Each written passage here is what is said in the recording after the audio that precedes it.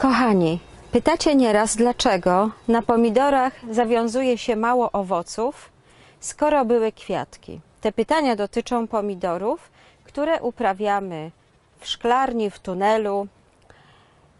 Dlaczego tak się dzieje? Pomidor jest rośliną samozapylającą się. Ma kwiatki męskie i żeńskie.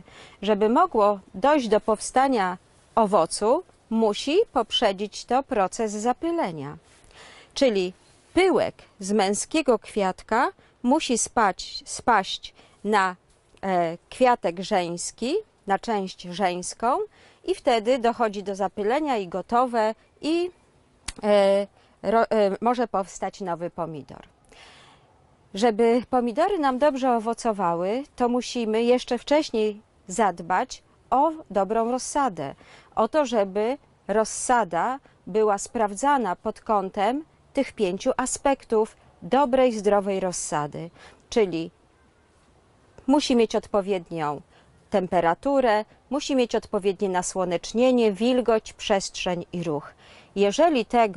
Jeżeli to spełniliśmy, to mamy wtedy dobrą rozsadę, która potencjalnie po wysadzeniu do gruntu ma odpowiednią ilość pyłku, który może dojrzeć i może dać nam pomidorki.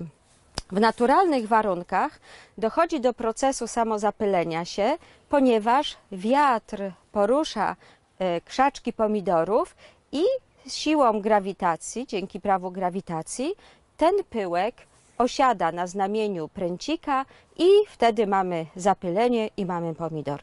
Natomiast pod osłonami tego nie mamy, dlatego musimy mechanicznie doprowadzić do zapylenia kwiatków. Jak możemy to zrobić? Jest kilka sposobów. Tutaj już mamy pomidory, w których do takiego zapylenia doszło, no ale weźmy sobie na przykład te. Najprostszym sposobem jest to, żeby po prostu, zawsze robimy to u nasady tego grona kwiatowego, po prostu pstrykamy palcem, pstrykamy palcami delikatnie i ten zabieg powtarzając codziennie doprowadzamy do zapylenia tych kwiatków. Możemy też, jeżeli pomidor jest przy takiej podpórce, to możemy po prostu, zobaczcie, potrząsnąć tą podpórką i wówczas imitujemy ten ruch, który jest konieczny do zapylenia. Możemy na przykład też, jeżeli ktoś ma dobry wzrok i sprawne ręce, to może wziąć na przykład taki patyczek do czyszczenia uszu albo bardzo taki malutki pędzelek i dotykając tych kwiatków po prostu przenosi na tym pędzelku czy na tym waciku pyłek między kwiatkami i doprowadza do procesu zapylenia. Ja tego nie robię, bo musiałabym to robić przy użyciu szkła powiększającego. To jest dla mnie zbyt precyzyjna praca. Można też wykorzystać elektryczną pszczołę, sztuczną pszczołę i taką sztuczną pszczołą może być jakieś urządzenie, które drga. Ja mam taki masażer, ale może to być na przykład szczoteczka do zębów elektryczna i wtedy, kiedy włączamy ten masażer, to znowu dotykamy tutaj u nasady i zobaczcie tego grona kwiatowego i zobaczcie, w jakie delikatne drgania wprowadza on właśnie te kwiaty. Ten sposób mi się bardzo podoba.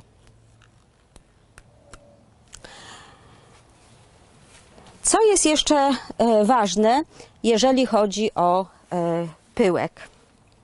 Jest ważna temperatura, którą tutaj mamy w tym pomieszczeniu, oraz wilgotność. Najlepsza wilgotność, znaczy może inaczej, kiedy ta wilgotność powietrza jest zbyt mała, czyli na przykład poniżej 30%, to wtedy ten pyłek po prostu wysycha, bo jest za sucho. Kiedy jest wilgotność za duża, czyli na przykład powyżej 70%, to pyłek się zlepia i też nie będzie ładnie nam pracował. Dlatego też ważne jest, żeby w szklarni mieć taki wskaźnik. Tu ten wskaźnik nam pokazuje wilgotność. Tu jest teraz 40% wilgotność powietrza. Jest popołudnie. Szklarnia cały czas jest otwarta, więc wilgotność spada. Kiedy przychodzimy tutaj rano, wilgotność jest na poziomie 60 stopni, ponieważ przez noc, kiedy pomidory są, czy w ogóle te wszystkie rośliny są wieczorem podlane, tutaj tworzy się taki mikroklimat, są zamknięte drzwi, zamknięte jest okno i ta wilgotność sięga 60% i to jest ok. Później, kiedy przychodzimy, kiedy otwieramy, wietrzymy, to oczywiście ona spada, ale nie spada poniżej 30%, czyli to jest dobra temperatura, dobra wilgotność dla procesu zapylania kwiatów. Temperatura. Optymalna temperatura to jest na poziomie 22-27 stopni. My tutaj mamy o wiele wyższą temperaturę, ale rano ona jest niższa i wieczorem też jest niższa. Rano jest niższa i wieczorem również spada, a w dzień jest wysoka. W związku z tym logiczne jest, że najlepiej właśnie to mechaniczne zapylanie jest przeprowadzać rano, kiedy wilgotność jest optymalna i temperatura jest optymalna, albo wieczorem, kiedy znów powtórzone są te optymalne warunki.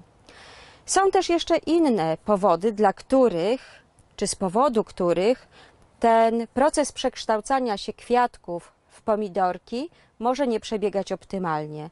To jest po prostu niska temperatura, czyli wpływ zewnętrznych warunków, jeżeli nie mamy na przykład szklarni czy tego foliaka ogrzewanego. Jeżeli temperatura będzie długo niska, na przykład 20 stopni, 17 stopni, to wówczas do tego procesu zapylenia będzie dochodziło bardzo trudno. Może też tak być, że wybraliśmy jakieś nieodpowiednie do prowadzenia pod osłonami pomidory, gatunek pomidorów. Są specjalne gatunki, które przystosowane są właśnie do tego, żeby rosły w szklarni. My takich tutaj nie mamy. Mamy normalne, zwykłe, przeciętne odmiany pomidorów. Tak więc pamiętajmy o tym, że każdego dnia, kiedy przychodzimy tutaj do szklarni, do foliaka, zawsze pstryknijmy po prostu. To jest najprostsza metoda. Pstryknijmy w roślinkę i mając pełne zaufanie do natury, że to wystarczy, czekajmy, aż pojawią się pomidorki, albo po prostu potrząsajmy tym patyczkiem. To też w zupełności wystarczy. No i teraz zobaczmy, czy tutaj tworzą się pomidorki. Tutaj są pomidorki karłowe, więc mamy tutaj już, tworzą się grona pomidorów. Podobnie tutaj jest na tym krzaczku. I jeszcze jest jedna bardzo ważna rzecz, o której należy pamiętać, a która ma miejsce właśnie tutaj u nas, w tej szklarni foliowej, że jeżeli mamy różne rodzaje pomidorów, różne gatunki pomidorów i na przykład stosujemy zapylanie mechaniczne jakimś urządzeniem, czy chociażby tym patyczkiem albo pędzelkiem, to żebyśmy używali jednego pędzelka do jednego gatunku, do jednej odmiany pomidorów. Jeżeli użyjemy tylko jednego i będziemy przechodzić i zapylać mechanicznie wszystkie pomidory różnych odmian, to doprowadzimy do zapylenia krzyżowego, czyli do powstania jakiejś hybrydy, która niekoniecznie będzie nam smakować, nie będzie tym oczekiwanym owocem. Więc mam jednego rodzaju pomidorki karłowe, zapylam je mechanicznie i albo myję to urządzenie, albo opłukuję ręce, jeżeli dotykam tych kwiatów, i przechodzę do kolejnego gatunku.